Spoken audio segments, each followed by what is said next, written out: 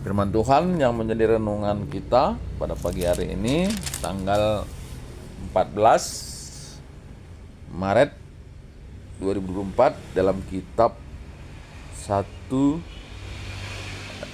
Raja-Raja 4 ayat 21 sampai 34. Perikopnya kebesaran Salomo. Maka Salomo berkuasa atas segala kerajaan mulai dari sungai Efrat sampai negeri orang Filistin dan sampai ke tapal batas Mesir. Mereka menyampaikan upeti dan tetap takluk kepada Salomo seumur hidupnya. Adapun persediaan makanan yang diperlukan Salomo untuk sehari ialah 30 ekor tepung, 30 kor tepung yang terbaik dan 60 kor tepung biasa, 10 ekor lembu gemukan dan 20 lembu gembalaan dan 100 ekor domba. Belum terhitung rusa, kijang, rusa, dandi dan gangsa piaraan. Sebab ia berkuasa atas seluruh tanah di sebelah sini sungai Efrat, mulai dari Tipsah sampai ke Gaza, dan atas semua raja di sebelah sini sungai Efrat. Ia dikaruniai damai di seluruh negerinya. Sehingga orang Yehuda dan orang Israel diam dengan tenteram, masing-masing di bawah pohon anggur dan pohon aranya, dari Dan sampai Berseba seumur hidup Salomo. Lagi pula Salomo mempunyai kuda 40.000 kandang untuk kereta-keretanya dan 12.000 orang berkuda. Dan para kepala daerah itu menjamin makanan Raja Salomo serta semua orang yang ikut makan dari meja Raja Salomo. Mereka membawanya masing-masing dalam bulan gilirannya dengan tidak mengurangi sesuatu apapun. Jelai dan jerami untuk kuda-kuda biasa dan kuda teji dibawa mereka ke tempat yang semestinya, masing-masing menurut tanggungannya. Dan Allah memberikan kepada Salomo hikmat dan pengertian yang amat besar, serta akal yang luas seperti dataran pasir di tepi laut. Sehingga hikmat Salomo melebihi hikmat segala Bani Timur dan melebihi segala hikmat orang Mesir. Ia lebih bijaksana daripada semua orang, daripada Etan orang Ezrahi itu, dan daripada Heman, Kalkol dan Darda anak-anak Mahol. Sebab itu ia mendapat nama di antara segala bangsa sekelilingnya. Ia mengubah 3.000 amsal dan menyanyian ada 1.005. Ia bersajak tentang pohon-pohon dan dari pohon aras yang di gunung Libanon sampai kepada hisop yang tumbuh pada dinding batu. Ia berbicara juga tentang hewan dan tentang burung-burung dan tentang binatang melata dan tentang ikan-ikan. Maka datanglah orang dari segala bangsa mendengarkan hikmat Salomo, dan ia menerima upeti dari semua raja-raja di bumi yang telah mendengar tentang hikmatnya itu. Ya, jadi ini satu perikop yang menceritakan tentang kebesaran Salomo, tentang hal-hal yang melebihi dari apa yang ada.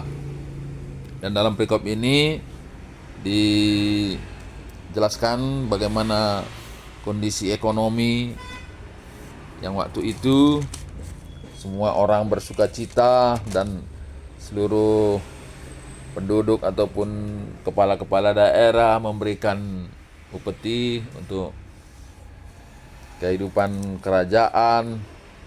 Dan dicatat di dalam bagian ini, ia dikaruniai damai di seluruh negerinya. Jadi di seluruh negeri itu ada kondisi yang damai. Ya, saya kira ini juga jadi perenungan bagi kita bagaimana seorang pemimpin itu penting orang yang taat kepada Tuhan. Oleh karena pemimpin yang taat akan memberikan sukacita, damai sejahtera bagi seluruh rakyat.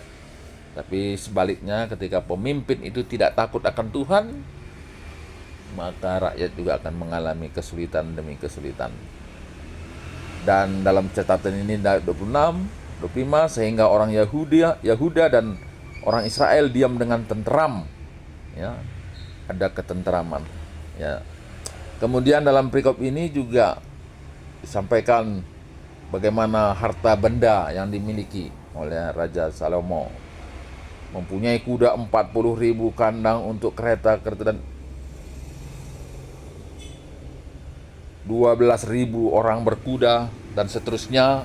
Ini menggambarkan ada satu kondisi yang baik ya, secara ekonomi baik. Nah, ternyata pemimpin yang takut akan Tuhan juga memberikan sejahtera. Nah, dalam perikop ini juga disampaikan bagaimana hikmat Salomo. Ternyata orang yang berhikmat tidak cuma Salomo sebetulnya. Ada banyak orang. Dalam perikop ini disebutkan di beberapa orang-orang ya, hikmat Bani Timur. Nah, ini orang Timur ini dalam catatan Alkitab adalah orang-orang pemikir, orang-orang intelektual, ini orang-orang Timur. Kemudian orang-orang Mesir ya. Orang Mesir juga banyak orang yang berhikmat, tapi Salomo lebih baik. Kemudian ada lagi dari ini ada orangnya itu Etan, itu orang Ezrahi. Kemudian ada Herman, Kalkol, Darda, ya, anak-anak Mahol, dan mungkin banyak lagi yang lain yang berhikmat, tapi hikmat Salomo jauh lebih baik gitu ya, lebih berhikmat gitu ya. Dan karyanya juga dicatatkan dalam Alkitab ini tentang amsal-amsal dan tentang puisi-puisi yang dibuatnya. Dan ya, saya kira ini hikmat dari Tuhan akan memberikan dampak yang besar. Saya kira ini hampir mirip dengan bagaimana Yusuf gitu ya di zaman sebelumnya ya. Yusuf yang kemanapun dia akan memberikan sejahtera. Dan dalam perikop ini juga Salomo memiliki hikmat, dan oleh hikmat yang diberikan Tuhan menjadi terkenal di seluruh, ya kalau di sini bumi dibilangnya, seluruh dunia lah kalau istilah zaman sekarang ini. Dan saking terkenalnya itu banyak ya raja-raja di dunia ini, di bumi ini datang untuk mendengarkan hikmatnya itu. Hikmat itu ya mungkin kalau zaman sekarang mungkin nasihatnya, kebijakan-kebijakan yang bisa disampaikan, dan orang memberikan upeti, ya, memberikan upeti. Nah, saya kira ini juga yang disampaikan dalam catatan-catatan Alkitab yang lain, bagaimana orang-orang yang takut akan Tuhan yang tidak menjadi ekor tapi menjadi kepala.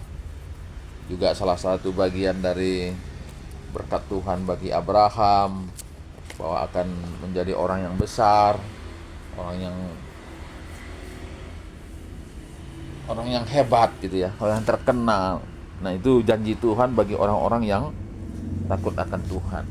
Nah, saya kira ini juga jadi perenungan bagi kita yang saat ini, dalam kehidupan saat ini justru orang berlomba-lomba gitu ya untuk mencari popularitas, kekayaan itu dengan cara justru berlawanan dengan firman Tuhan. Dan kita lihat bagaimana akhir dari kehidupan atau karir orang tertentu itu justru bukan sesuatu yang baik. Mungkin berakhir di penjara, mungkin berakhir dengan satu penyakit yang sulit menerima situasi, dan banyak lagi hal ya. Dan banyak lagi hal ya, termasuklah kalau beberapa waktu yang lalu terkenal dengan istilah tumbal apa dari Ahok itu ya, banyak yang menghujat, memanipulasi hukum untuk menjatuhkan gitu ya, menjatuhkan orang yang memang ingin membangun, tapi justru apa yang mereka alami ya banyak hal yang tidak baik, yang mungkin banyak yang meninggal ya, walaupun mungkin umurnya ya masih muda gitu ya, masih muda, yang terkenal dengan kutukan Ahok ataupun ya sumpahnya Ahok, orang-orang yang menjolimin dia, dan itu yang terjadi saat ini ya. Jadi Marilah dari perikop ini kita diingatkan bagaimana ketaatan kepada Tuhan ya, itu akan memberikan janji berkat yang besar. Tuhan kalau memberikan kata di bata, ini semakaikan saya besluta tetap wari. Haleluya. Amin.